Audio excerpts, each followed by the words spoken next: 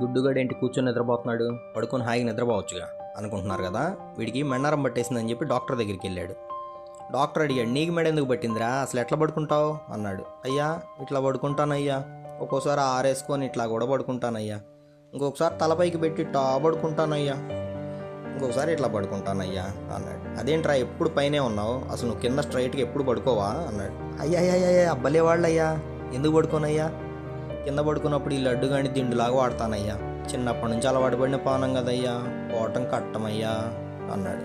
నువ్వు ఇట్లా పడుకుంటే కష్టం రా, నీ మెడ తీసేయాలి అన్నారు. వీడికి భయం పట్టుకుంది.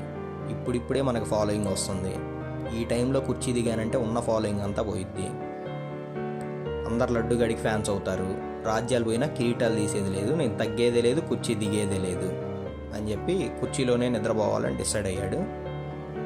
కొద్దిసేపు ఆగిన తర్వాత నిద్రలో జారి కింద పడిపోయాడు పాపం.